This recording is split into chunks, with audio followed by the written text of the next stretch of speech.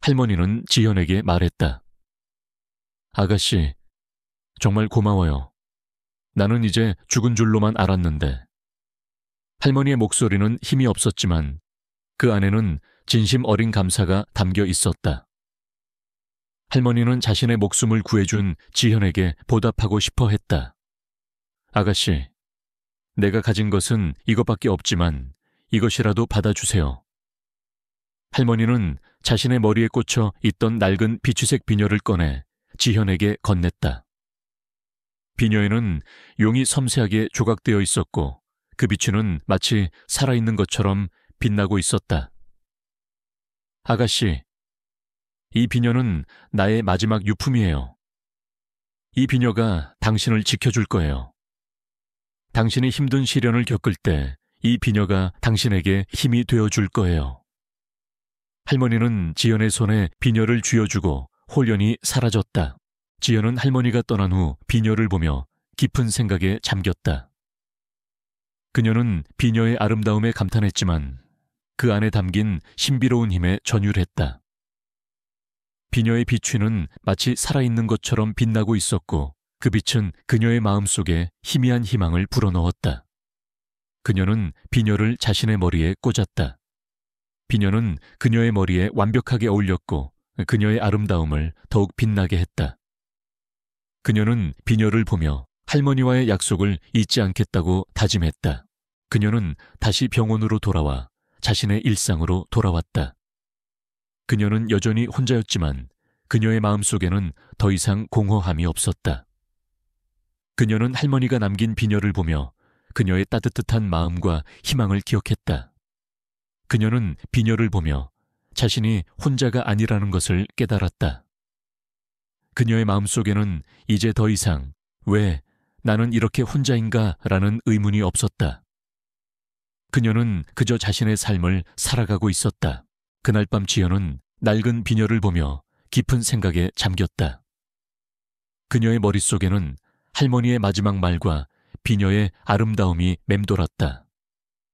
그녀는 자신이 언젠가 새로운 삶을 시작해야 할 운명이라는 것을 직감했다.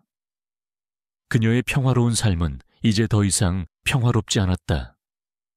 그녀의 마음속에는 알 수 없는 불안감과 동시에 새로운 삶에 대한 희미한 기대감이 피어오르고 있었다. 그녀는 자신을 기다리고 있는 새로운 세상과 새로운 인연을 향해 조용히 마음의 준비를 시작했다. 그녀는 비녀를 보며 자신이 새로운 삶을 향해 나아가야 한다는 것을 깨달았다. 그녀의 삶은 이제 새로운 희망으로 가득 찼다. 그녀는 이제 새로운 삶을 향해 나아갈 준비를 했다. 그녀의 삶은 이제 새로운 희망의 빛을 찾았다. 차가운 도시의 밤 공기가 지현의 지친 몸을 감쌌다. 할머니가 남긴 비녀를 머리에 꽂은 채 그녀는 평소처럼 운전대를 잡았다. 늘 지나다니던 익숙한 길이었지만 그날 밤은 유난히 어둠이 짙고 공기가 무거웠다. 그녀의 머릿속에는 할머니의 따뜻한 눈빛과 비녀의 신비로운 빛이 맴돌았다. 그때 갑작스러운 섬광과 함께 굉음이 들려왔다. 마주오던 트럭이 중앙선을 넘어 그녀의 차를 향해 돌진하고 있었다. 안 돼. 지현은 비명을 지르며 핸들을 꺾었지만 이미 때는 늦었다.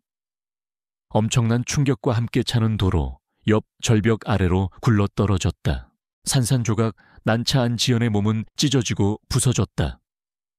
그녀의 눈앞은 핏빛으로 물들었고 온몸의 감각은 서서히 사라져갔다. 마지막 순간 그녀의 머리에 꽂혀 있던 비녀가 강렬한 빛을 뿜어내기 시작했다.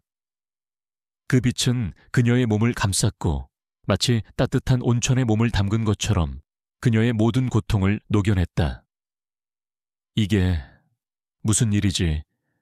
그녀는 의식을 잃기 직전 비녀가 자신을 감싸는 빛 속에서 그녀의 몸이 빛의 파동에 휩싸여 어딘가로 빨려 들어가는 것을 느꼈다. 지현이 눈을 떴을 때 그녀는 자신이 푹신하고 따뜻한 침대에 누워 있다는 것을 알았다. 천장은 나무로 된 석가래였고 주변은 낯선 한복을 입은 사람들로 가득했다.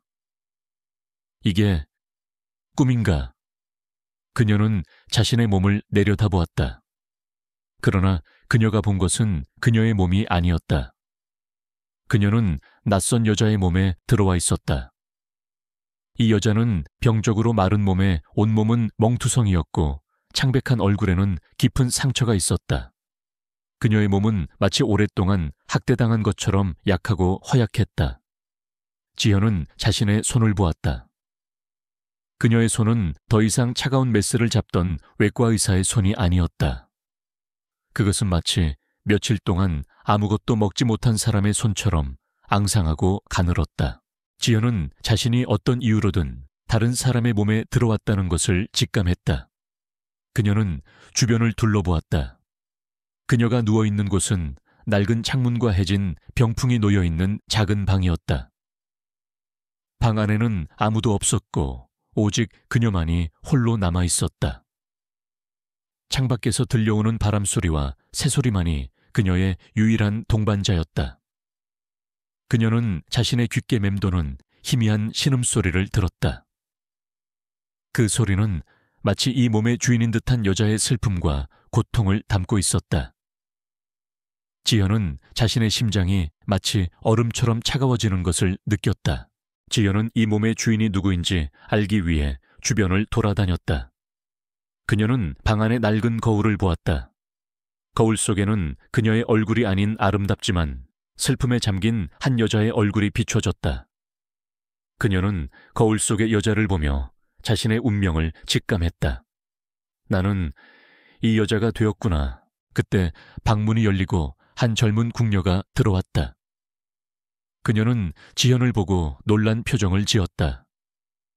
연희 마마 정신이 드셨습니까? 궁녀는 지현의 얼굴을 보며 눈물을 글썽겼다. 지현은 궁녀에게 물었다. 연희라니 내가 누구요? 지현의 말에 궁녀는 더욱 놀란 표정을 지었다. 마마, 무슨 말씀이십니까? 마마께서는 폐위된 연희 왕비 마마이십니다. 궁녀의 말에 지현은 모든 것을 깨달았다. 그녀는 조선시대에 연희라는 폐위된 왕비의 몸에 들어온 것이었다. 궁녀는 지현에게 말했다. 마마께서는 태우 마마의 미움을 받아 폐위되셨습니다. 마마께서는 지금 폐궁에 갇혀 계십니다. 마마께서 앓고 계시던 병 때문에 그동안 마마께서는 많은 고통을 겪으셨습니다. 지현은 궁녀의 말에 가슴이 아팠다. 그녀는 이 몸의 주인이 겪었을 고통과 슬픔을 느낄 수 있었다. 그녀는 이 몸의 주인이 얼마나 외롭고 힘든 삶을 살았을지 그녀의 눈빛만으로도 알 수 있었다. 지현은 이 몸의 주인이 겪었던 고통과 슬픔을 치유하기 위해 자신의 의술을 이용해 자신의 몸을 치료하기 시작했다. 그녀는 방 안의 낡은 서랍을 열어 그 안에 들어있는 낡은 의서를 꺼냈다. 의서에는 그녀가 알지 못하는 이상한 약초들과 치료법들이 적혀 있었다. 지현은 의서를 보며 자신의 의술을 이용해 이 몸의 주인인 연희를 치유할 방법을 찾았다. 그녀는 방 안의 낡은 약초들을 이용해 자신의 몸을 치료하기 시작했다. 그녀는 이 몸의 주인이 겪었던 고통과 슬픔을 치유하고 새로운 삶을 시작하려 했다. 지현은 자신의 몸을 치료하면서 이 몸의 주인이 왜 이렇게 고통스러운 삶을 살았는지 궁금해졌다. 그녀는 궁녀에게 물었다. 궁녀야, 이 몸의 주인은 왜 폐위된 것이냐? 궁녀는 지현의 질문에 눈물을 글썽이며 말했다. 마마, 그건 태후 마마의 질투 때문입니다. 태후 마마께서는 마마께서 폐하의 사랑을 독차지하는 것을 시기하셨습니다. 그래서 마마를 모함하여 폐위시키신 것입니다. 궁녀의 말에 지현은 분노했다. 그녀는 이 몸의 주인이 겪었을 불의와 고통을 느낄 수 있었다. 그녀는 이 몸의 주인을 위해 태우 마마에게 복수하겠다고 다짐했다. 그러나 그녀는 복수보다는 자신의 삶을 살아가기로 했다. 그녀는 이제 연희라는 이름으로 이 세상에서 살아가야 했다. 그녀는 더 이상 외과 의사 지현이 아니었다. 그녀는 조선시대에 폐위된 왕비 연희였다. 그녀는 자신의 삶에 새로운 의미를 찾아야 했다.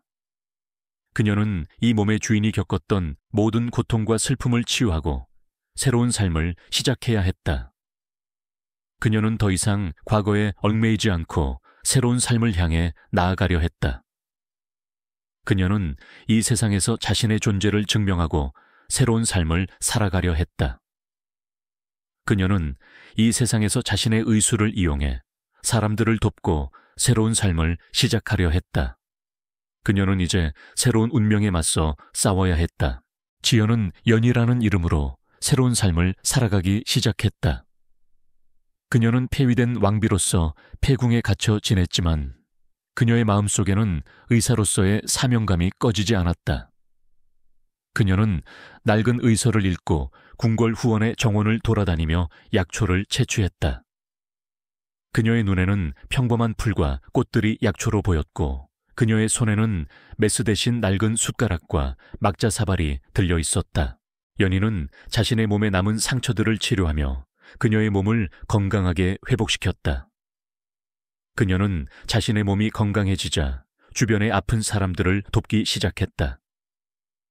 그녀는 궁녀들의 작은 상처를 치료해 주었고 그들의 아픈 곳을 찾아 침을 놓아주었다. 그녀의 의술은 현대의학에 기반을 둔 것이었기에 궁녀들은 그녀의 치료법에 놀라워했다. 그녀는 그들의 상처를 소독하고 항생제 효과가 있는 약초를 이용해 상처를 덧나지 않게 했다. 그녀의 치료법은 기존의 한의학과 달랐지만 그 효과는 매우 뛰어났다. 연희는 궁녀들을 치료하며 그들의 마음까지도 치유해 주었다. 그녀는 그들의 이야기를 들어주었고 그들의 슬픔과 고통을 함께 나누었다. 그녀는 그들에게 괜찮습니다. 모든 것은 잘 될 겁니다. 라고 말하며 그들의 마음에 희망을 불어넣었다. 그녀의 따뜻한 말 한마디는 그들에게 큰 위로가 되었다. 궁녀들은 연희를 마마라고 부르지 않고 연희 아가씨라고 부르며 그녀를 따랐다. 그들은 연희를 사랑했고 그녀의 존재를 비밀로 지켜주었다. 어느 날 연희의 곁에서 그녀를 돌보던 궁녀 중 하나인 희빈이 갑작스러운 고열과 기침으로 쓰러졌다. 그녀의 몸은 마치 불덩이처럼 뜨거웠고 그녀의 얼굴은 창백했다. 그녀의 기침에서는 피가 섞여 나왔다. 연희는 희빈의 상태가 위급하다는 것을 직감했다. 그녀는 희빈의 맥을 짚고 그녀의 몸을 살폈다. 희빈은 이미 의식을 잃었고 그녀의 숨은 희미하게 끊어질 듯 이어지고 있었다. 연희는 희빈을 살리기 위해 자신이 가진 모든 의수를 쏟아부었다. 그녀는 궁궐 후원의 정원에서 희빈의 병을 치료할 약초들을 채취했다. 그녀는 희빈의 몸에 해열 작용을 하는 약초를 다려 먹였고 그녀의 몸에 냉찜질을 해주었다.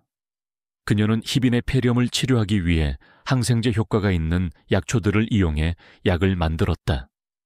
그녀는 며칠 동안 밤을 새워가며 희빈을 간호했다. 그녀의 헌신적인 간호 덕분에 희빈은 서서히 의식을 되찾았다. 희빈의 상태가 호전되자 연희는 자신의 의술을 더욱 깊이 연구했다. 그녀는 궁궐 후원의 정원을 약초 정원으로 만들었고 그곳에서 다양한 약초들을 재배했다. 그녀는 약초들을 이용해 새로운 약들을 만들었고 그녀의 의술은 날이 갈수록 발전했다. 그녀는 더 이상 평범한 패비가 아니었다. 그녀는 사람들의 생명을 구하는 의선 이시엔이 되었다. 그녀의 의술은 폐궁 안에 있는 사람들에게는 기적으로 불렸다. 연희의 의술은 폐궁 안에서만 비밀리에 전해졌다. 그러나 그녀의 놀라운 의술은 한 젊은 궁녀의 귀에 들어갔다. 그 궁녀는 태후의 총애를 받는 궁녀 미영이었다. 미영은 연희의 의술이 신통하다는 소문을 듣고 호기심에 폐궁을 찾아왔다. 그녀는 희빈이 병에 걸렸을 때 연희가 어떻게 그녀를 살려냈는지 직접 목격했다. 미영은 연희의 의술에 놀라워했지만 그녀의 마음속에는 질투와 의심이 피어올랐다. 어떻게 패비 따위가 이런 신통한 능력을 가질 수 있지? 혹시 요사스러운 술법을 쓰는 것이 아닐까? 미영은 연희를 질투했다. 그녀는 태우에게 연희의 의술에 대해 보고했다. 태우마마 패비 연희가 요사스러운 술법을 부리고 있습니다. 그녀는 죽어가던 희빈을 살려냈습니다. 그녀의 힘은 마마께서 생각하시는 것 이상입니다. 태우는 미영의 보고를 듣고 분노했다. 감히 패비 따위가 요사스러운 술법을 부린다고 당장 그녀의 목을 가져와라. 태우는 연희를 제거할 기회만을 엿보고 있었다. 그녀는 연희의 존재가 자신의 권력에 위협이 될 것이라 직감했다.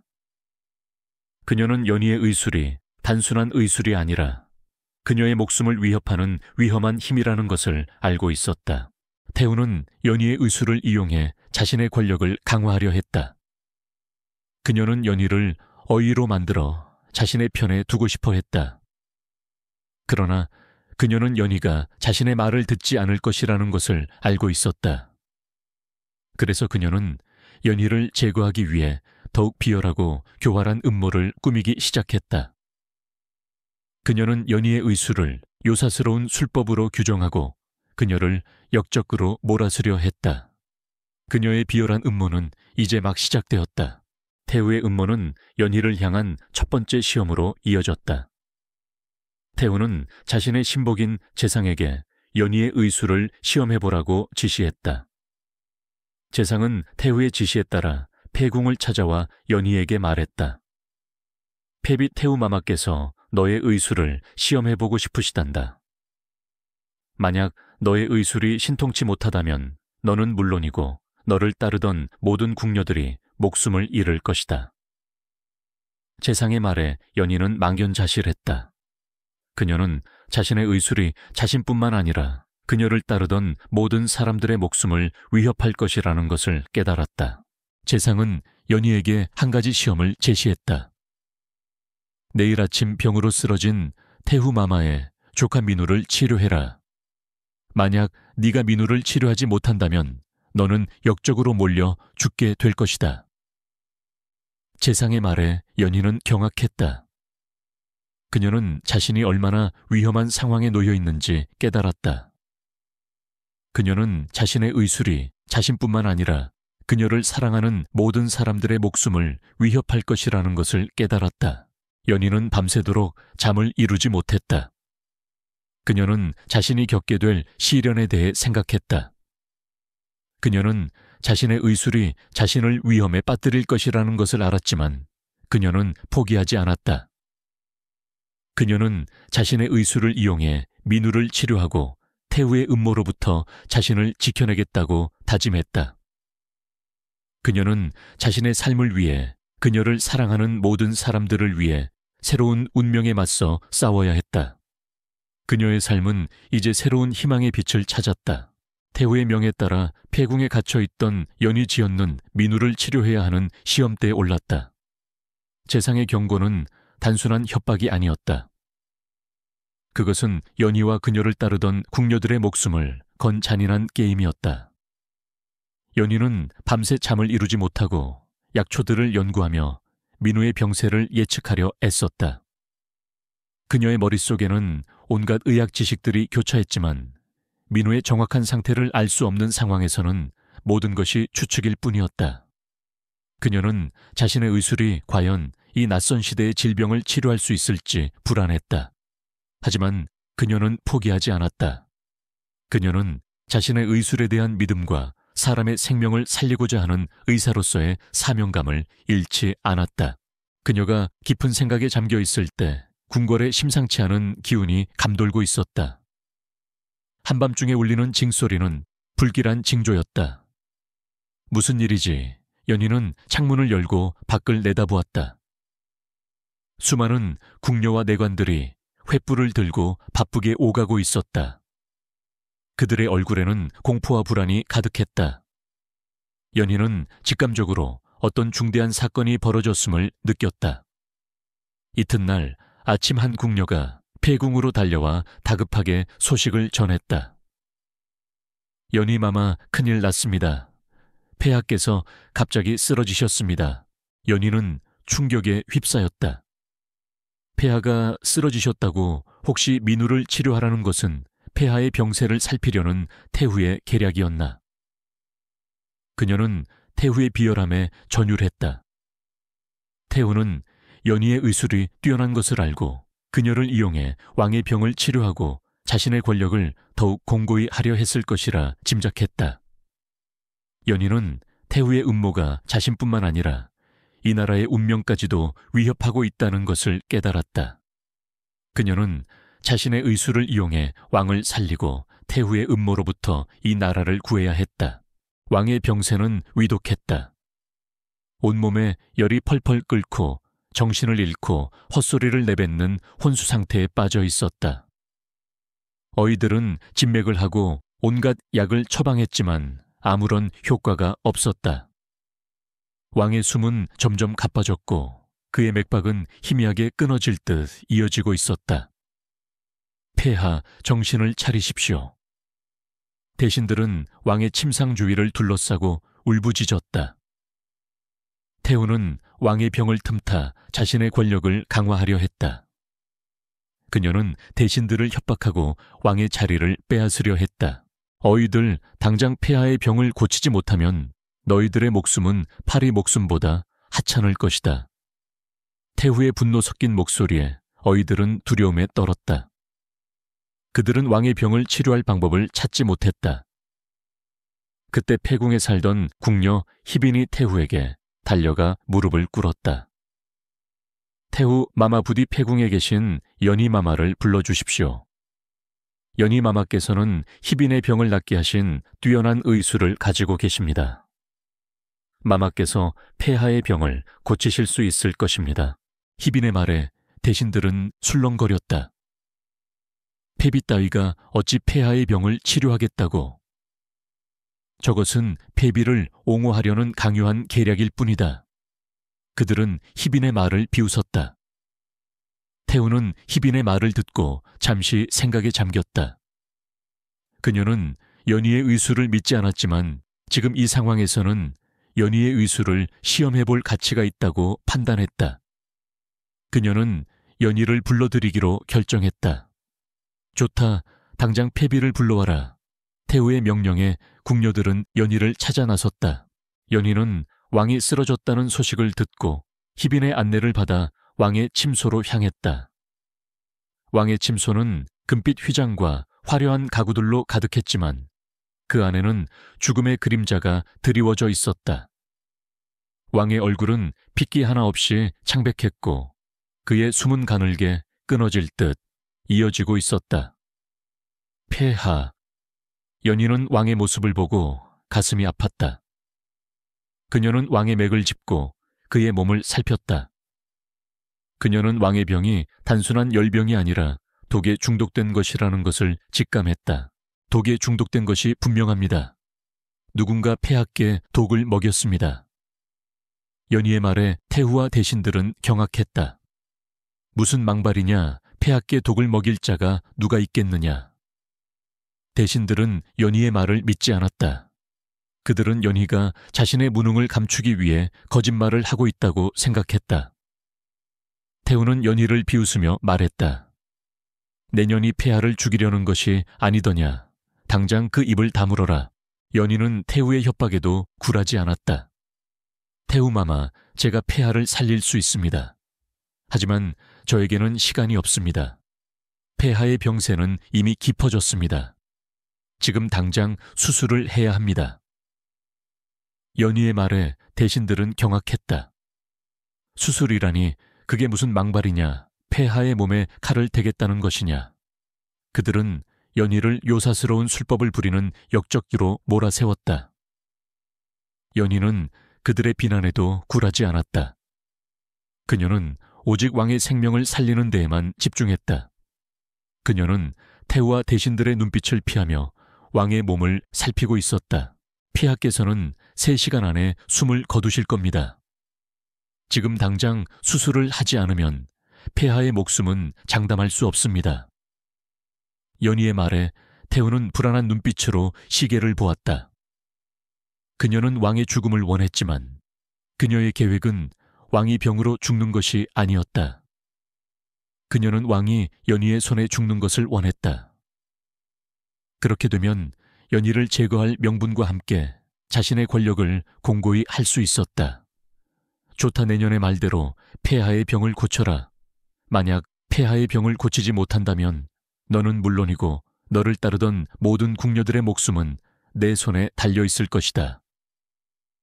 태후는 연희를 협박했다. 연희는 태후의 협박에도 굴하지 않았다. 그녀는 자신의 의술을 이용해 왕을 살리기로 결심했다. 그녀는 왕의 침소에 남아있는 모든 사람들에게 말했다. 모두 밖으로 나가십시오. 폐하의 몸은 저만이 만질 수 있습니다. 연희의 말에 대신들은 분노했지만 태후의 명령에 따라 모두 밖으로 나갔다. 연희는 왕의 침소에 홀로 남겨졌다. 그녀는 왕의 침상에 앉아 왕의 손을 잡았다. 왕의 손은 마치 얼음처럼 차가웠다. 그녀는 왕의 손을 잡고 자신의 따뜻한 온기를 왕에게 전해주었다. 연희는 왕의 침소에 홀로 남아 왕의 생명을 살리기 위해 고군분투했다. 그녀의 눈빛은 흔들리지 않았다. 그녀는 이 모든 것이 자신의 운명이라는 것을 알고 있었다. 그녀는 자신의 의술을 이용해 왕을 살리고 태후의 음모로부터 이 나라를 구해야 했다. 그녀는 왕의 몸에 칼을 대는 것이 두려웠지만 그녀는 자신의 의술에 대한 믿음을 잃지 않았다. 그녀는 왕의 몸에 칼을 대는 순간 그녀의 모든 의술을 쏟아부어 왕을 살리겠다고 다짐했다. 그녀의 삶과 운명은 이제 그녀의 손에 달려 있었다. 연희 지연는 폐하의 침소에 홀로 남겨졌다. 창밖으로는 태후와 대신들의 불안한 시선이 느껴졌고 방 안에는 죽음의 그림자가 짙게 드리워져 있었다. 왕 이헌은 혼수 상태에 빠져 있었고 그의 숨은 가늘게 끊어질 듯 이어지고 있었다. 폐하, 제발 버텨주십시오. 연희는 왕의 손을 잡고 중얼거렸다. 그녀의 손은 떨리고 있었지만 그녀의 마음은 의사로서의 사명감으로 굳건했다. 그녀는 자신의 의술을 이용해 왕을 살려내겠다고 다짐했다. 연희는 자신의 의술을 이용해 왕을 살리기 위한 준비를 시작했다. 그녀는 방 안의 낡은 가구들을 치우고 깨끗한 천을 이용해 수술 도구를 만들었다. 그녀는 메스 대신 날카로운 붓과 숟가락을, 봉합사 대신 얇은 비단실을, 소독약 대신 알코올 도수가 높은 술과 약초를 이용했다. 그녀는 수술 도구를 불로 소독하고 왕의 몸을 꼼꼼하게 살폈다. 왕의 병은 단순한 독극물 중독이 아니라 독으로 인해 신체 장기에 염증이 생긴 것이었다. 연희는 왕의 병을 치료하기 위해 직접 수술을 해야 한다는 것을 직감했다. 폐하 부디, 제가 당신의 생명을 살릴 수 있도록 힘을 주십시오. 연희는 왕에게 기도하듯 속삭였다. 그녀는 왕의 몸에 칼을 대는 것이 두려웠지만 그녀는 자신의 의술에 대한 믿음을 잃지 않았다. 그녀는 왕의 몸에 칼을 대는 순간 그녀의 모든 의술을 쏟아부어 왕을 살리겠다고 다짐했다. 그녀는 자신의 손에 땀이 흐르는 것을 느꼈지만 그녀는 그 땀을 닦지 않았다.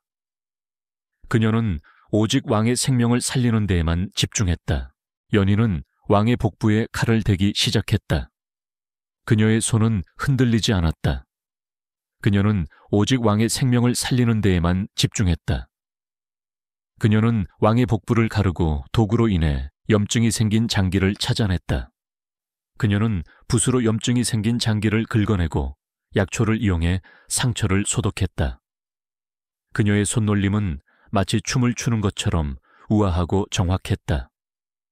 그녀는 왕의 몸에 칼을 대는 것이 두려웠지만 그녀는 자신의 의술에 대한 믿음을 잃지 않았다. 그녀는 왕의 몸에 칼을 대는 순간 그녀의 모든 의술을 쏟아부어 왕을 살리겠다고 다짐했다. 연희는 왕의 복부를 봉합하기 시작했다. 그녀는 얇은 비단실을 이용해 왕의 상처를 꿰맸다. 그녀의 손놀림은 마치 춤을 추는 것처럼 우아하고 정확했다. 그녀는 왕의 몸에 상처를 남기는 것이 두려웠지만 그녀는 자신의 의술에 대한 믿음을 잃지 않았다. 그녀는 왕의 몸에 상처를 남기는 순간 그녀의 모든 의술을 쏟아부어 왕을 살리겠다고 다짐했다. 그녀는 자신의 손에 땀이 흐르는 것을 느꼈지만 그녀는 그 땀을 닦지 않았다. 그녀는 오직 왕의 생명을 살리는 데에만 집중했다. 수술이 끝났을 때 왕의 숨은 희미하게 끊어질 듯 이어지고 있었다. 그때 왕의 맥박이 갑자기 멈추는 것을 연희는 느꼈다. 안 돼. 연희는 비명을 질렀다. 그녀는 왕의 심장이 멈추는 것을 보며 자신의 모든 희망이 사라지는 것을 느꼈다. 폐하, 제발 버텨주십시오. 연희는 왕의 가슴에 손을 얹고 심폐소생술을 시작했다. 그녀는 왕의 입에 숨을 불어넣고 그의 가슴을 힘껏 눌렀다. 그녀의 눈에서는 눈물이 흘러내렸다. 그녀는 왕의 생명을 살리기 위해 그녀의 모든 것을 쏟아부었다. 그때 왕의 맥박이 다시 뛰기 시작했다. 왕의 숨은 깊고 규칙적으로 이어졌다. 왕의 얼굴에는 핏기가 돌기 시작했다. 왕은 서서히 눈을 떴다. 여기는 어디지? 왕의 목소리는 힘이 없었지만 그 안에는 생명력이 담겨 있었다. 왕은 연희의 얼굴을 보며 미소 지었다. 그대는 누구인가? 왕의 질문에 연희는 눈물을 흘리며 말했다. 폐하, 제가 폐하를 살렸습니다. 왕이 깨어났다는 소식에 태후와 대신들은 경악했다. 그들은 왕의 침소로 달려왔다. 그들은 왕이 살아있는 것을 보고 믿을 수 없다는 표정을 지었다. 태후는 연희를 향해 말했다. 내년이 무슨 짓을 한 것이냐? 폐하를 살려냈다고 거짓말하지 마라. 태후의 분노 섞인 목소리에 연희는 미소 지으며 말했다. 태후 마마 폐하께서는 독에 중독되신 것이 맞습니다. 제가 폐하의 몸에서 독을 제거했습니다. 연희의 말에 태후는 경악했다. 그녀는 연희의 말을 믿을 수 없었다. 그녀는 연희의 의술이 단순한 의술이 아니라 그녀의 목숨을 위협하는 위험한 힘이라는 것을 알고 있었다. 왕은 연희에게 말했다. 그대가 나를 살렸다고 들었다. 그대의 의술은 정말 놀랍다. 나는 그대에게 큰 빚을 졌다. 그대가 원하는 것이 있다면 무엇이든 말해라. 내가 그대의 소원을 들어주겠다. 왕의 말에 연희는 미소 지으며 말했다. 폐하, 저는 폐하의 건강을 지켜드리고 싶습니다. 폐하의 건강이 곧 이 나라의 건강입니다. 저는 폐하의 어이가 되고 싶습니다. 연희의 말에 대신들은 경악했다. 어이라니 폐비 따위가 어찌 어이가 되겠다고. 그들은 연희의 말을 비웃었다. 그러나 왕은 연희의 말에 미소 지었다. 좋다, 내가 그대를 어이로 삼겠다. 그대의 뛰어난 의술로 나의 건강과 이 나라의 백성들을 지켜다오. 왕의 명령에 대신들은 경악했다. 그들은 연희가 왕의 총애를 받는 것을 질투했다. 그들은 연희를 제거할 기회만을 엿보았다. 태후는 연희의 존재가 자신의 권력에 위협이 될 것이라 직감했다. 그녀는 연희를 제거하기 위해 더욱 비열하고 교활한 음모를 꾸미기 시작했다. 그녀는 연희의 의술을 요사스러운 술법으로 규정하고 그녀를 역적구로 몰아쓰려 했다. 그녀의 비열한 음모는 이제 막 시작되었다. 왕이 깨어난 후 연희는 왕의 어이가 되었다. 그녀는 왕의 건강을 지키며 그의 옆에서 그를 보좌했다. 왕은 연희의 지혜와 의술에 감탄했다. 그는 연희에게 자신의 모든 것을 의지했다. 그는 연희에게 자신의 마음을 열었고 그녀의 따뜻한 마음에 위로를 받았다. 그는 연희를 사랑하게 되었다. 한편 태후의 음모는 왕의 조사에 의해 세상에 드러났다. 왕은 태후가 자신의 병을 틈타 자신의 권력을 빼앗으려 했다는 사실을 알게 되었다. 그는 태후를 폐위시키고 그녀의 모든 권력을 박탈했다. 태후는 폐위된 후 폐궁에 갇혀 지내게 되었다. 그녀의 몰락은 세상의 정의가 살아있음을 증명하는 사건으로 기록되었다. 연희는 왕의 어이가 된 후 왕의 사랑을 받게 되었다. 그녀는 왕의 옆에서 그의 모든 것을 함께 나누었다. 그녀는 왕에게 자신의 과거와 미래에 대해 이야기했다. 왕은 연희의 이야기를 듣고 그녀를 더욱 사랑하게 되었다. 그는 연희를 왕비로 삼고 싶어 했다. 그러나 연희는 왕의 제안을 거절했다. 폐하, 저는 폐하의 왕비가 될 자격이 없습니다. 저는 그저 폐하의 어이로서 폐하의 건강을 지켜드리고 싶을 뿐입니다. 연희의 말에 왕은 그녀의 진심을 알게 되었다. 그는 그녀의 순수한 마음에 감동했다. 그는 그녀의 뜻을 존중하고 그녀를 왕의 어이로 삼았다. 그들의 관계는 사랑과 존경으로 가득 찬 새로운 관계로 발전했다. 그들의 사랑은 그들의 삶에 새로운 의미를 불어넣었고 그들의 삶은 이제 행복과 기쁨으로 가득 찼다. 왕 이헌이 의식을 되찾고 연희 지연가 어이로 임명되자 궁궐은 거대한 소용돌이에 휩싸였다. 왕의 병이 태후의 비열한 음모 때문이라는 사실이 밝혀지면서 태후와 그녀를 따르던 대신들은 모두 왕의 분노를 피할 수 없었다. 왕은 즉시 태후의 모든 권력을 박탈하고 그녀를 폐궁에 가두는 형벌을 내렸다. 그녀는 자신의 탐욕과 질투가 낳은 결과에 절망하며 평생을 폐궁의 차가운 돌담 아래에서 보내게 되었다. 그녀의 몰락은 왕권을 위협하는 모든 세력에 대한 경고이자 정의가 승리한다는 것을 보여주는 상징적인 사건으로 기록되었다. 태후의 몰락 이후 연희를 비난하고 그녀의 의술을 요사스러운 술법이라 폄하했던 어이들은 모두 왕 앞에 무릎을 꿇고 사죄했다. 연희 어이님, 저희의 어리석음으로 인해 큰 죄를 지었습니다. 저희는 의술에 대한 오만함으로 인해 어이님의 진정한 실력을 알아보지 못했습니다. 그들의 진심 어린 사과에 연희는 미소 지으며 말했다. 괜찮습니다. 의술은 서로의 지식을 나누고 함께 발전시켜야 하는 학문입니다. 앞으로 우리 함께 힘을 합쳐 백성들의 건강을 지켜나갑시다. 연희의 넓은 아량에 어이들은 감동했고 그녀를 진심으로 존경하게 되었다. 그들은 연희의 의술을 배우기 위해 그녀의 제자가 되기를 자처했다. 왕은 연희의 뛰어난 의술과 지혜에 감탄하며 그녀를 단순한 어이로만 두지 않았다. 그는 연희에게 왕비의 자리를 제안하며 그녀에게 말했다. 연희, 그대는 이 나라의 은인이자 나의 생명의 은인이다. 나는 그대의 지혜와 의술을 이 나라를 위해 쓰고 싶다. 그대가 나의 왕비가 되어준다면 나는 그대에게 이 나라의 모든 것을 맡길 것이다. 왕의 진심 어린 제안에 연희는 감동했지만 그녀는 왕비의 자리를 원하지 않았다. 그녀는 왕에게 자신의 마음을 솔직하게 털어놓았다. 폐하, 저에게는 왕비의 자리는 너무나도 과분합니다. 저는 그저 폐하의 어이로서 폐하의 건강을 지켜드리고 싶습니다. 저는 이 나라의 백성들이 아파하는 것을 보고 싶지 않습니다. 저는 그들의 아픔을 치유하고 그들의 삶에 희망을 불어넣고 싶습니다. 저에게는 왕비의 자리가 아닌 백성들을 치료할 수 있는 의원의 자리가 더 소중합니다. 연희의 진심 어린 말에 왕은 그녀의 깊은 뜻을 알게 되었다.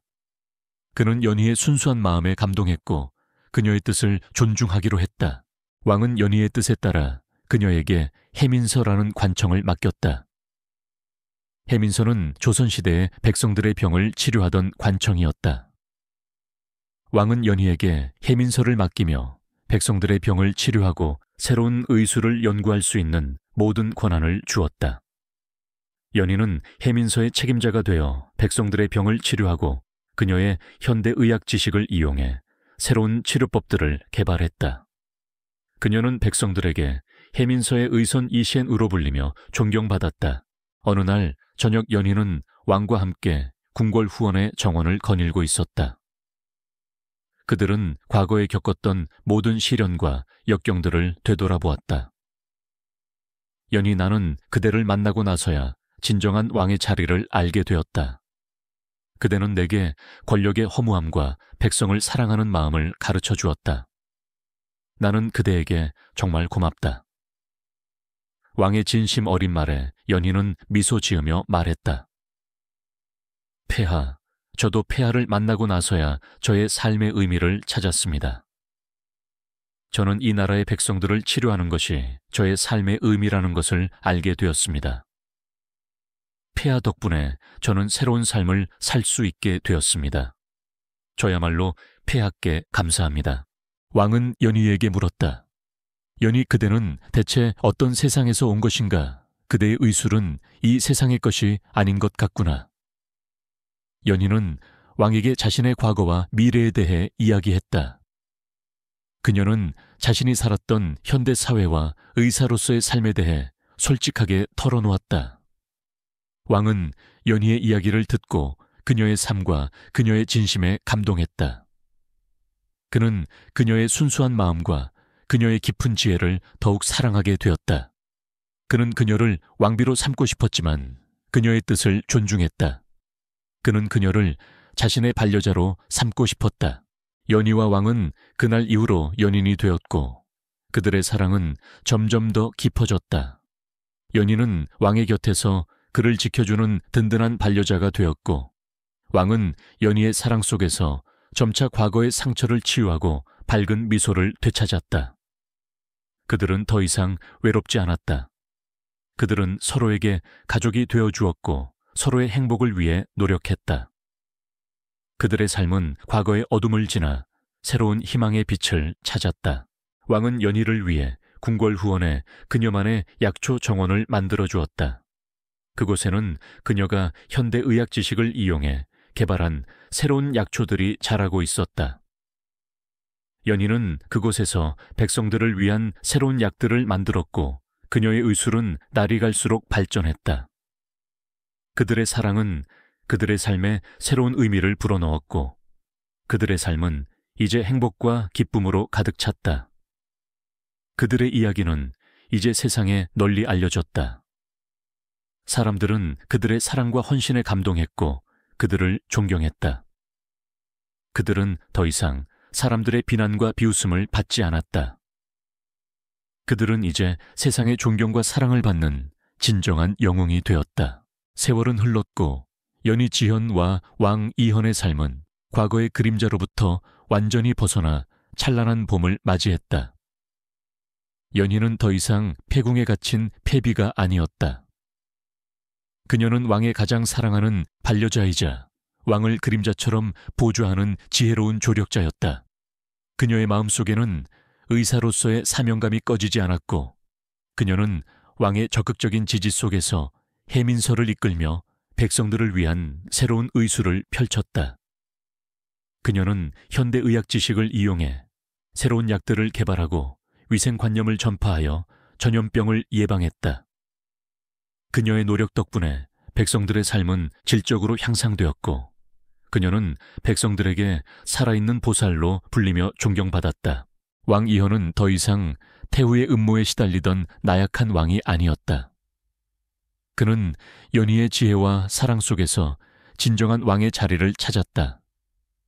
그는 연희를 통해 백성들의 삶과 고통에 대해 깊이 이해하게 되었고 백성들을 위한 정치를 펼쳤다.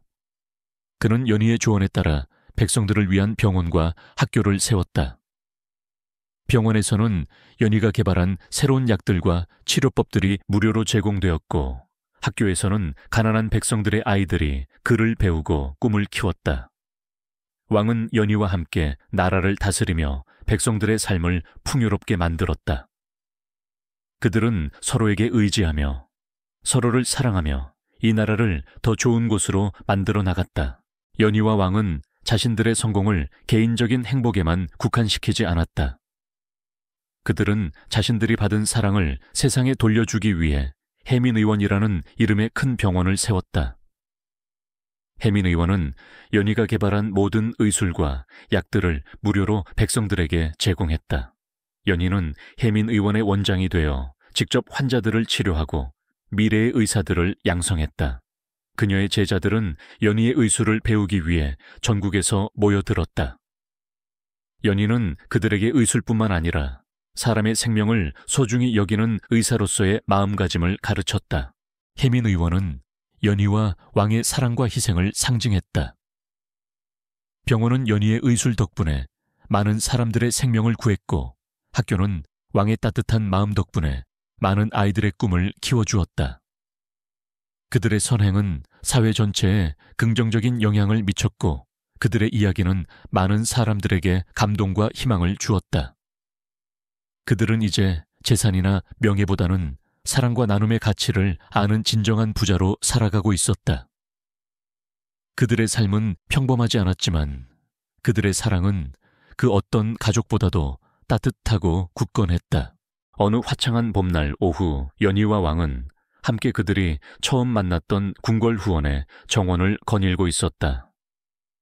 그곳은 이제 혜민 의원이 조성한 아름다운 약초 정원이 되어 있었다. 정원에는 연희가 현대에서 가져온 낡은 비추색 비녀를 본떠 만든 작은 비석이 세워져 있었다. 비석에는 생명을 살리는 의술은 사랑과 희생으로부터 온다는 글귀가 새겨져 있었다. 그들의 사랑과 희생을 영원히 기억하기 위해 만들어진 비석이었다. 왕은 연희의 손을 잡고 말했다. 연희, 나는 그대를 만나고 나서야 진정한 왕의 자리를 찾았어요. 나는 그대를 만나기 위해 이 모든 시련을 겪은 것 같아요. 연희는 왕의 손을 잡고 미소 지었다. 폐하, 저도 폐하를 만나고 나서야 제 삶의 의미를 찾았어요. 폐하, 사랑해요. 그들은 서로를 바라보며 서로의 사랑을 확인했다. 그들의 사랑은 그들의 삶에 새로운 희망을 불어넣었고, 그들의 삶은 이제 행복과 기쁨으로 가득 찼다. 그들의 이야기는 단순한 동화가 아니었다. 그것은 현실의 벽을 뛰어넘은 진정한 사랑과 가족의 의미를 되찾아가는 한편의 아름다운 서사시였다.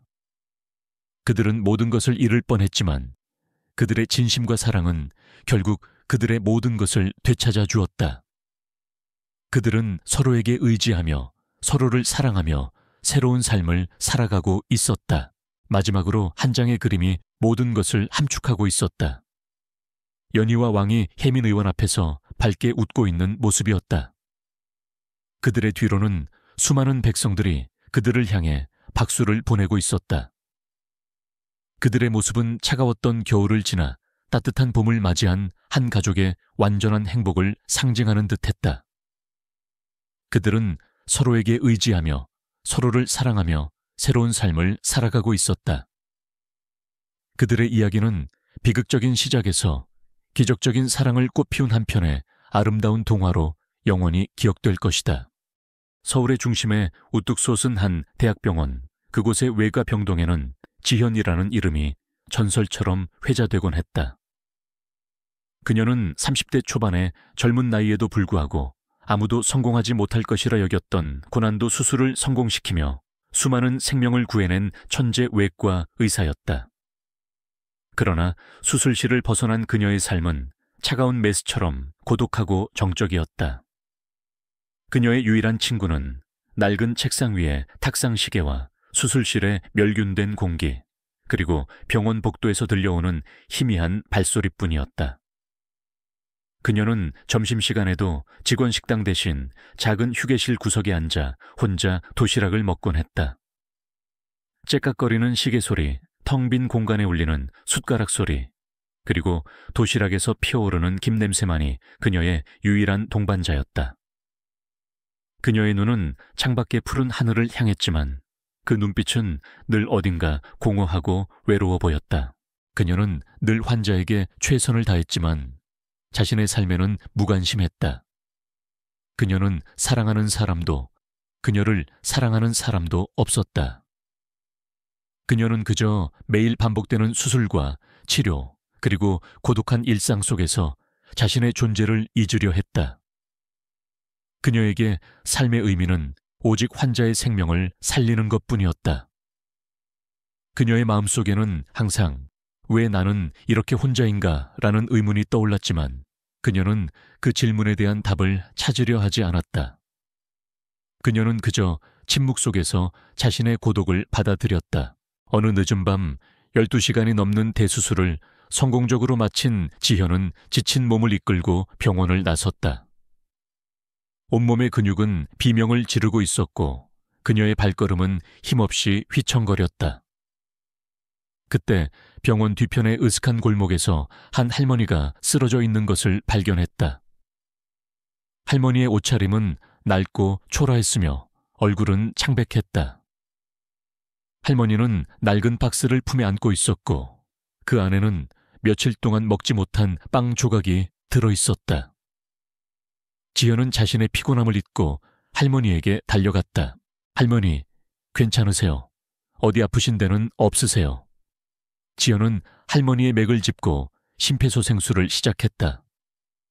그녀는 할머니의 상태가 매우 위급하다는 것을 직감했다. 그녀는 할머니를 병원으로 옮기려 했지만 할머니는 고개를 저었다. 괜찮아요. 이제 저 세상으로 갈 때가 되었나 봐요. 박스 안에 빵이나 좀 드세요. 이게 내가 가진 전부예요. 할머니의 말에 지현은 눈물을 글썽였다. 그녀는 할머니를 살리기 위해 자신이 가진 모든 것을 쏟아부었다.